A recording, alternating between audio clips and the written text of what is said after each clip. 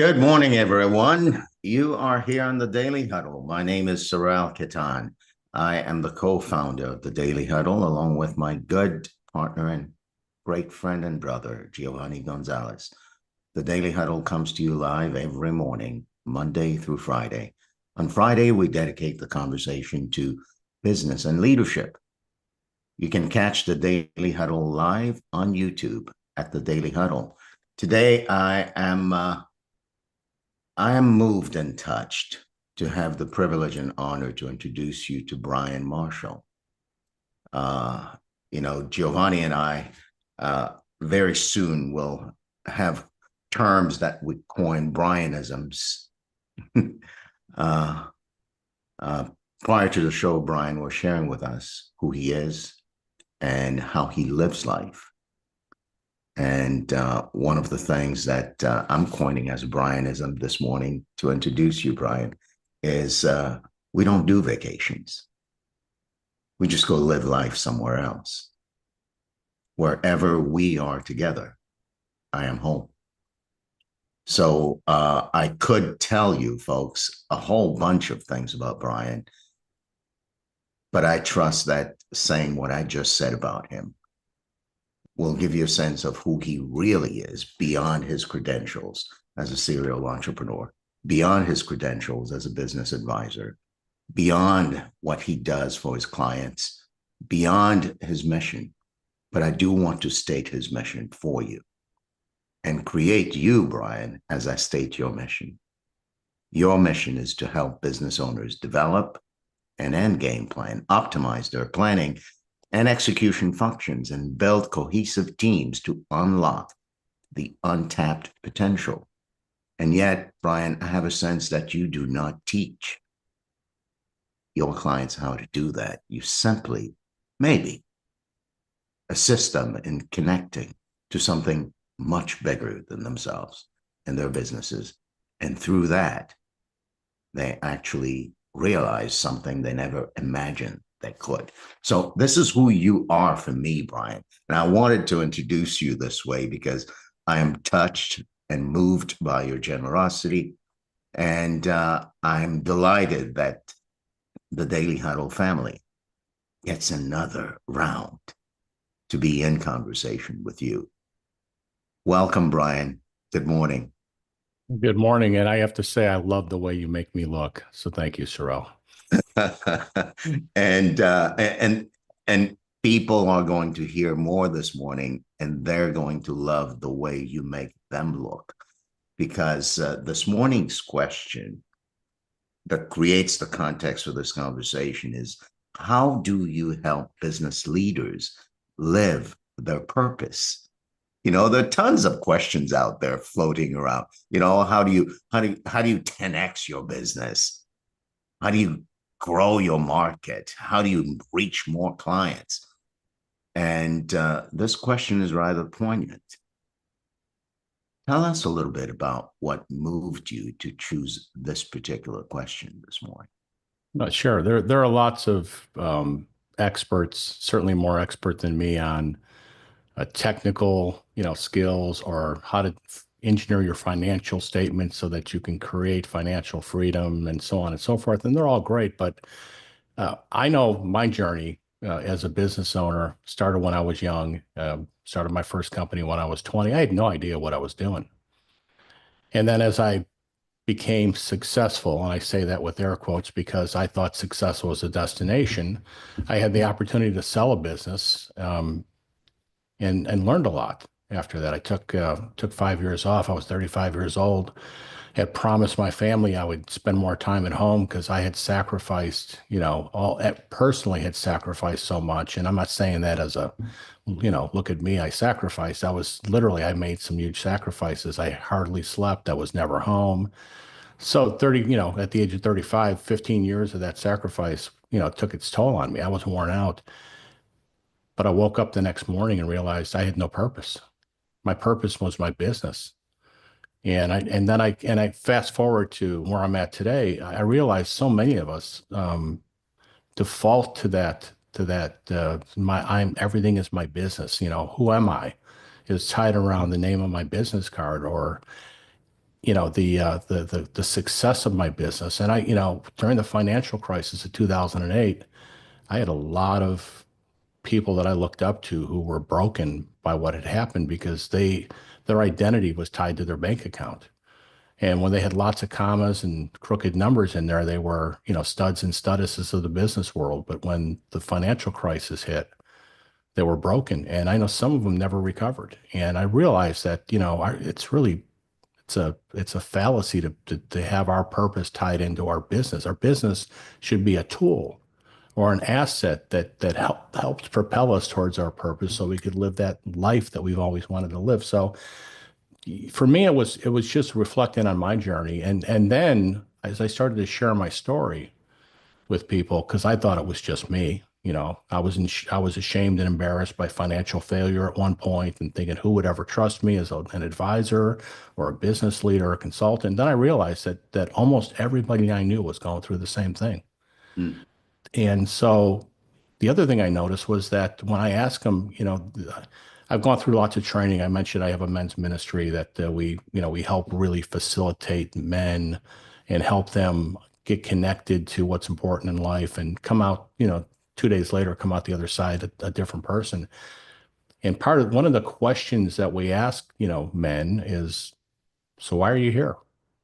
Mm. And so first, it's interesting. Most of us don't know why we're here, wherever here is. The Yeah. second question is, so what do you want to have happen? Yeah. And so I asked that of, Pause a second, Brian. Giovanni is really fond of this conversation you're about to open up and create. So I want to bring Giovanni in so we can create for everyone listening. We'd love to, if there's a DNA, like an approach to what you do to help your clients connect with their purpose. As you're unfolding your own answer to these questions, create that for us. And Gio, let's dance with Brian. yeah, sure, sure. Yeah, so it really starts with, if I talk about the business side of things, my company, Transformational Growth Partners, uh, I've gathered a bunch of folks, guys like me, that have been through a lot. I always joke that we've been to the circus and we've smelled the elephants, right? It's a different experience, right? But we've all experienced both success and failure, and we know what it's like to be a business leader, right? So we've created this thing called the Optimum Performance Platform that really helps business owners realize, A, they're not running their business is running them. That's typically they've become, instead of creating this thing that should create freedom, it's really become a self-imposed prison that they're stuck within. They can't go on vacation. They don't have time for their family. They don't have time for themselves because there's it's an endless pit of work and effort. So we help them step back and we do an analysis of the business. We will come in, we have a three-phased approach, and we'll do an analysis of the business. We also do an analysis of the owner and the team. So we have some really cool tools that we use to allow us to measure things like trust.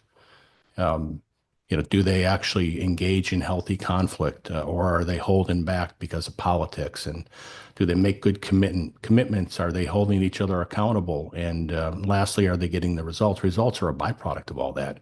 So we take them and we codify that which they believe is something unique just to them in their DNA. They don't realize that they've got the same DNA as every other business owner, and their business is going through the same problems that every other business owner has. The only difference, and this is why I have this podcast called C-Suite Sherpas, because a Sherpa is just an expert who's gone up the mountain and actually came back down, because that's the goal, is to go to the top and back, and they know what to bring with them on that journey. And so we're a bunch of Sherpas, if you will, that the only difference is we've just had a lot of attempts at the plate to sell a business and exit and live a life that's purpose filled. So, yeah, so we have a whole formula that we take the business through, and then we have a formula that we take the owners through. Because as we talk to owners, especially in that last 4 or 5 years before they want to sell the business, which none of us have ever been taught how to do, we screw that up as well.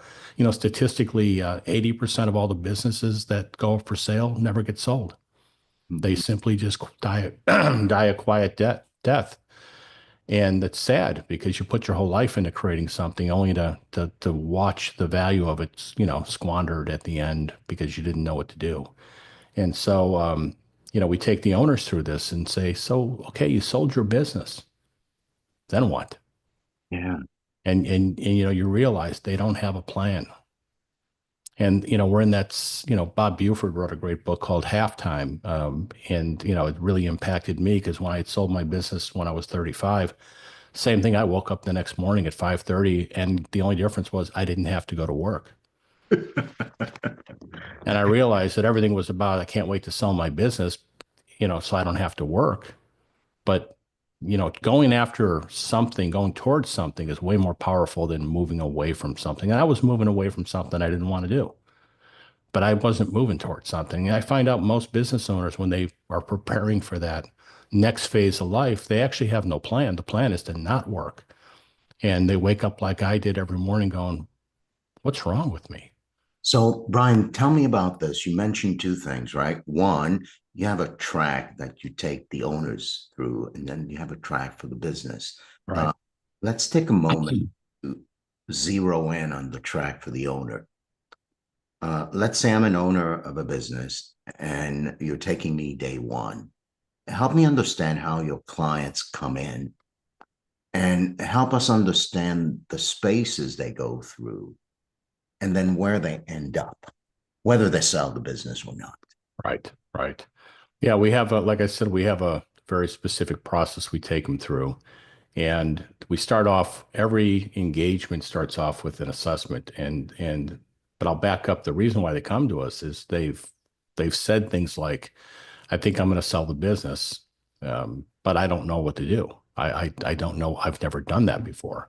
And it's all usually word of mouth. It's usually a referral. I'm big on referrals.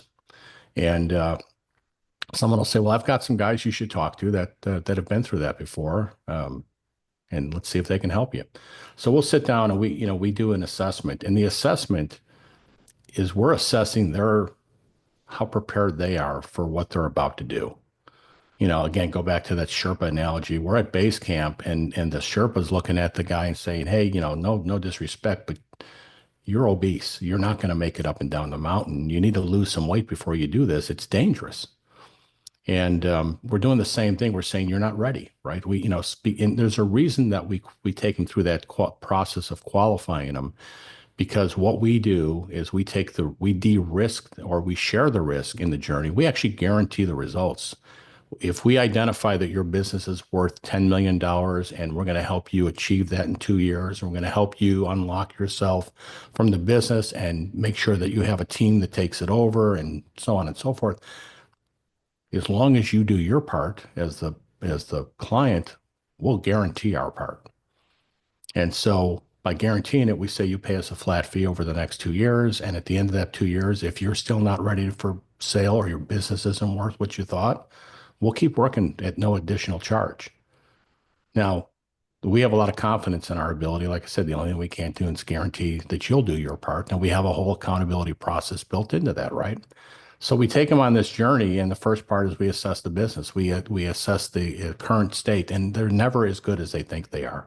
I was never as good as I thought I was, right? So you need to have an objective set of eyes that can look at you and the business. And again, we're assessing the owner and we're assessing the business because they're tied together. And they end up on separate tracks. The owner may have to go through intensive coaching with us to get their mind in the right place. There's a lot of belief systems that we all have that we have to let go to be able to move forward. The other side is we have to work with their team. We have to work with, do they have the right processes in place? So we analyze all that. And it really comes down to three areas of the business. If we'll talk about just the business for a moment. The first is their plan and planning systems, I'll call them. Do they plan? Are they always, how often do they plan? Do they set goals? Do they measure, their success factors or their KPIs? Are they measuring? Are they holding themselves accountable? And we go through and we assess all that. And again, there's usually a lot of work that we have to do around helping them establish discipline, because it really is about discipline and clarity. The next thing is to really look at their execution systems. So, do they do what they say they're going to do? Are they constantly rescheduling or moving the goalpost out? Or, business owners love to say, nobody cares about my business as much as I do. My team never executes well. But then when I talk to the team, they go, we don't even know what we're supposed to do. How do we know if we're winning? We don't know unless we get yelled at or, unless we're, reprimanded. Hardly we ever told what the goal is ahead of time. So we have to create that clarity so the execution of the, whatever the plan is crisp. And we like to use what we call the agile execution methodology, which means you need to be constantly measuring and adapting because the world is changing so quickly. And most businesses don't have that. And lastly, the most important ingredient is we build high performance teams. Every team that we've ever met, every business we've ever met, every family I've ever seen, we're all dysfunctional. We think dysfunction is a bad word, but the reality is there's tons of dysfunction within teams. And that's the reason why owners, say things like, my team doesn't care as much as I do, or I can never find good people, or we set goals, but we never hit them. They're part of that. They're the leader of that team, and there's a lot of dysfunction. So we teach them how to create safety and be trustful and engage in conflict and so forth. So we have a very specific process we take the teams through, and that's important for two reasons. One, because the things that you need to do to build a successful business are all the same things you need to do to create maximum value when you sell your business. That's the irony. It's no extra effort, and yet it's the same effort, but the results are dramatically different. Last thing I'll say about this, and this goes back to purpose, is that if an owner doesn't do that, if they don't build a high performance team, they have a little surprise at the end. If they're lucky enough to be in that 20% that do sell their business, they're going to do what's called an earnout, which means half their value that they're going to get paid is going to be based on them sticking around for 5 years as an employee. Pardon me, as an employee of the business they wanted to sell because they were tired and burnt out and wanted to move on with life. So if you build a high performance team, which means you're not in the middle of anything, your team does it. As a matter of fact, what it is, it's really working your way out of a job. And that's the difference between your identity is your business and when you realize that you're just a steward of that asset. And just like being a parent, at some point you got to let go, but you've got to prepare the business to be successful without you. And that's really hard to do if you're not living your purpose, because if the business is your purpose, we start equating that to, well, yeah, I sell my business. I have no reason to live. In 5 years, I'm dead, because statistically, that's what happens. So Wow. it's important. It's almost the things that made you a great business leader are the things that cause you to fail at the end, because you have to become this different person. Yeah.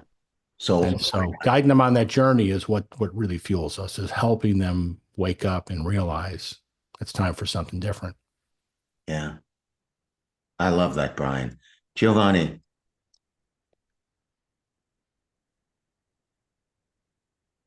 Oh, I thought you were going to ask me a question. no, Sorry. just want to wake you and tickle you a little bit because Brian said a lot, and I want to hear your reaction before we open it up to questions from our friends. I'll tell you what I was hearing. It was really cool. And initially, Brian, I was hearing how your the way I was hearing what you were saying is your audience are people, I imagine girls and guys, who are saying, I've had a business for a while, and I think I want to sell this. Or how do I sell this? And this would be folks that you have a particular set of experience and skills that allows them to see two different worlds. The world of, well, how do we get your business to actually be able to be sold? And but then how do we help you get your business there? And it's not just tweaking, it's not just goals. We gotta get into the mind of you, leader, because you're the one who's gonna steer that in that direction. Otherwise, you're going to have to stay with the business another 5 years, or you'll never sell it. Right. And Right. and I thought, oh, how cool is your business? Is so cool. Like you get to be in people's lives in that way. And one of the things that I was hearing that you were saying is the very aspects that a leader needs to do to sell their business are the very aspects that will get them to grow their business. So in some way, I was thinking, Brian, that in that process with you, people get to fall in love again with their business and with the people they work with and with the clients and the possibility of reinventing processes and technology. And it's like they have to fall in love all over again so that they can get to that place of saying, okay, I can sell it now. Now that I'm in love with this thing again, let's sell it. What an interesting journey to sell a business. But I see how that makes sense. You can't quite just be resigned. Right. It's, Yeah. both have to Exactly. be at that particular optimal level. Well, And if I was hearing that, Brian, and I thought it was really interesting, really cool. yeah, I appreciate that. If you think about it, we intuitively know, um, with other assets that when you sell it, that you should do something different than when you were living in it, right? You buy a house, you live in it, it gets a little worn out. We're always planning on decorating and upgrading, but we don't get to it until it's time to sell. And if you have a good realtor, they'll tell you you have to stage the house to look like their house, not yours.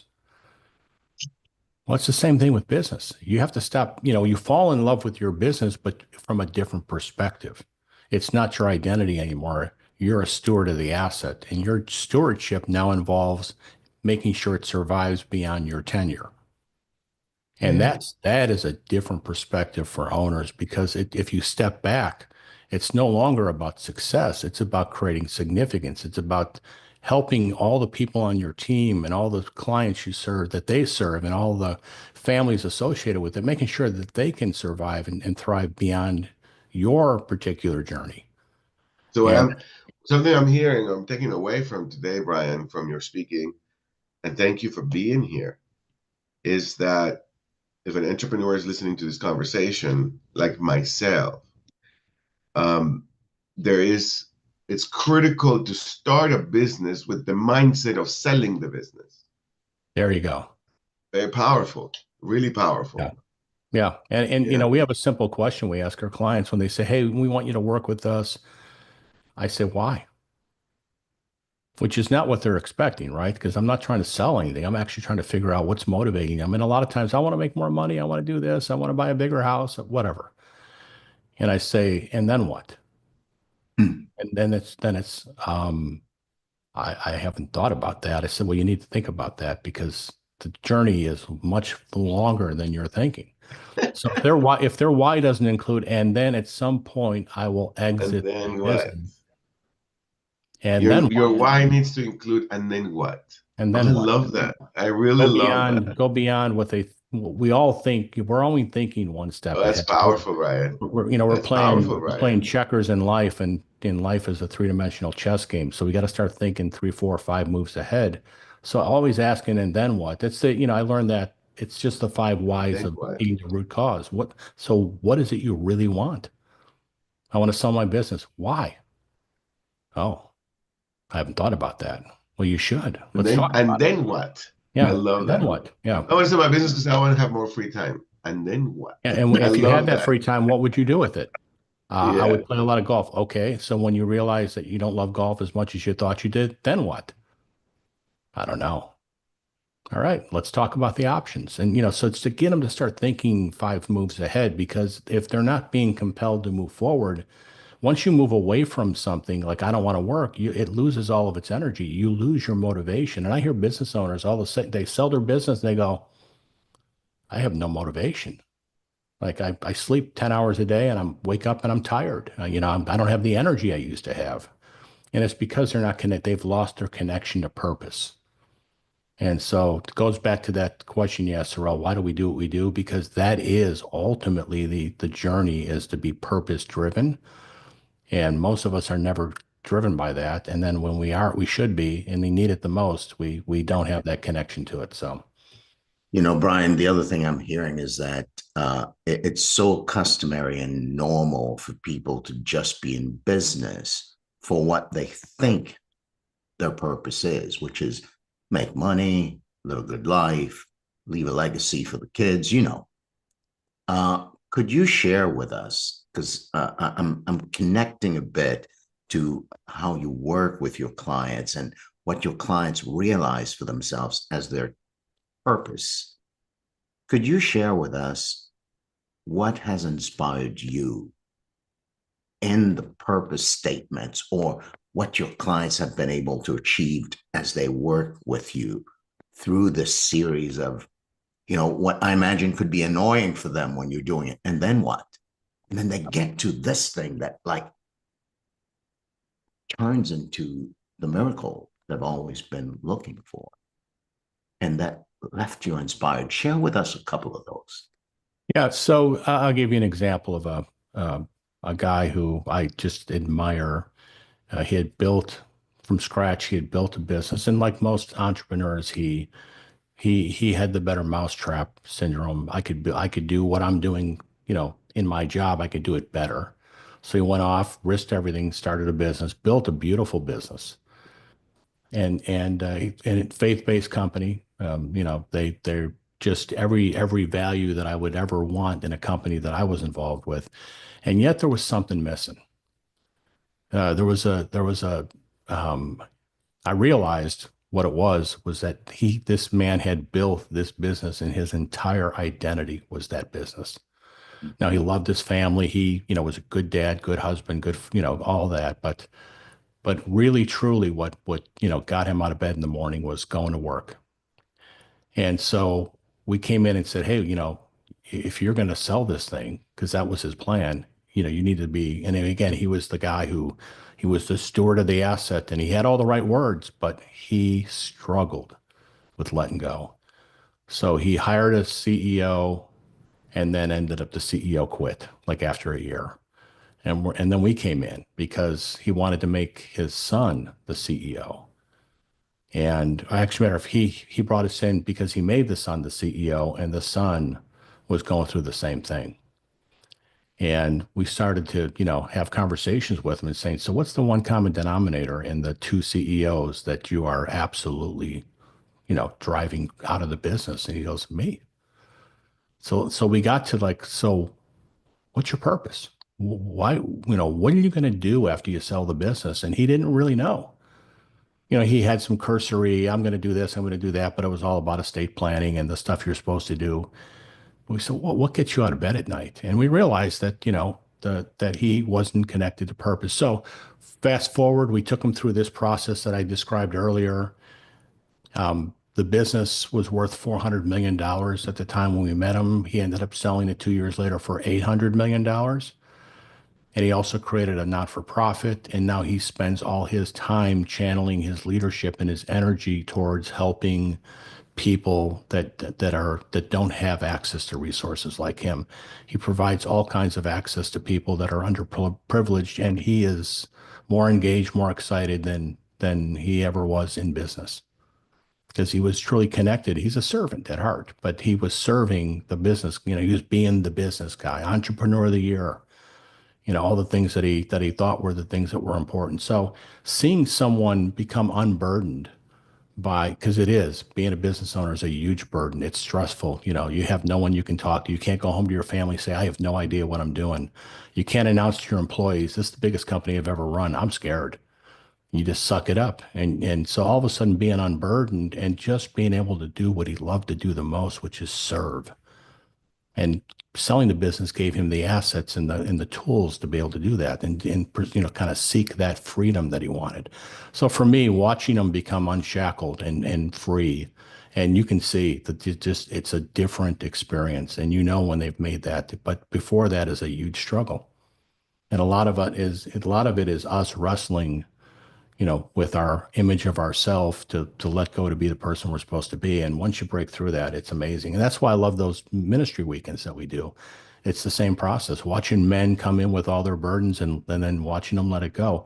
So to me, I do the same thing, whether it's in work or not for profit. That is the definition of living your purpose. I'm not wearing these different masks with all these different roles. I'm just being me and getting to do the work that I love to do. So it's possible if you tell yourself you can do it. But if you tell yourself you can't, you're right. And when you enlist the assistance of a Sherpa.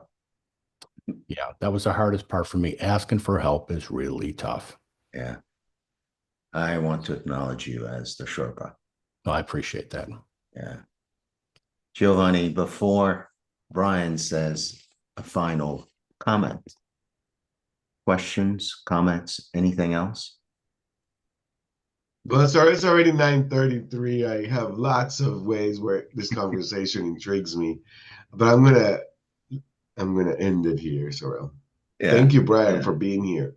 Thank you again. Yeah, and Brian, for the entrepreneurs and business owners listening, who may not have the opportunity to be with you another time, and yet the words you're about to say leave them transformed and on a path toward discovering purpose, what would you say? I would say just ask yourself a simple question. What do you want? And whatever your first answer is, it's not what you want. It's what you've decided will give you what you want. So an example would be, I want to sell my business. Okay, why? Yeah. And then that's the, oh, well, so figure out what you really want. And it comes down to this. It's simple things like, I just want to be happy. Yeah. Think about how profound that is. I just want to be I just want to have joy in my life. I just want freedom, right? Yeah. That's what it comes down to, basic human needs. And we don't allow ourselves to go there. So if you're not connected to that, then that's your work. The second part of this is, how do I manifest that? What can I do that would give me joy or happiness or freedom? We do it the opposite. We come up with something we're good at, we can make money at, and that becomes our life. And it should be the opposite. So, get connected to what you want. Yeah. And I guess often business owners mistaken the chicken for the egg. Yeah. Vice versa. In this case, we're saying, well, put the horse before the cart. Yeah. Yeah. I always say, if you don't know where you're going, any road will get you there.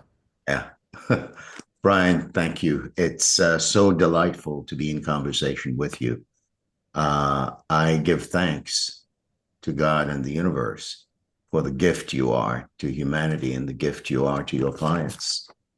And the leader you are and the Sherpa you are for your family. I will close by quoting you again. I don't go on vacation. I just go live life somewhere else. Because when we're together, I am home. So, folks, this is your daily huddle for this Friday, the 13th. Don't be superstitious about it. Go out and love. Love yourself. And one of the ways you can love yourself is by asking a simple question. What do I want? And then have the courage to ask that question over and over until what rings in your heart leaves you touched, moved, and inspired. And you'll know it is, because you won't be able to shut up. You'll be walking around, going throughout the world saying, this is what I want. Love yourself that way. Laugh out loud. There is the opportunity to laugh at myself, laugh at yourself. That's good laughter. Have some belly laughs. Stress less. Eat mostly plant-based. Giovanni loves to say, eat the trees, hug the trees. It will do you good. Give of yourself, give of your life, give of your knowledge, give of your talent and resources. Sleep.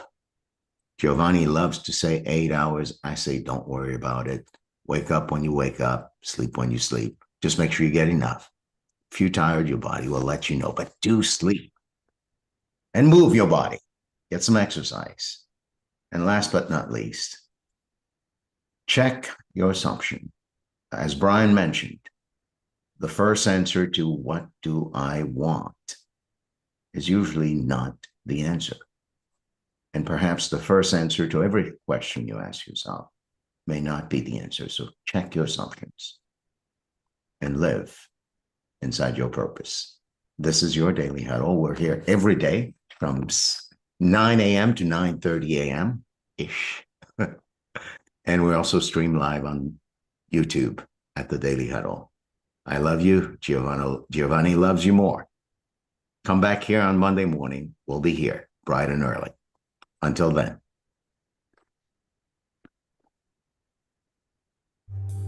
Thank you, Brian. Thank you, Brian. Thank you. Thank you, Daily Huddle family.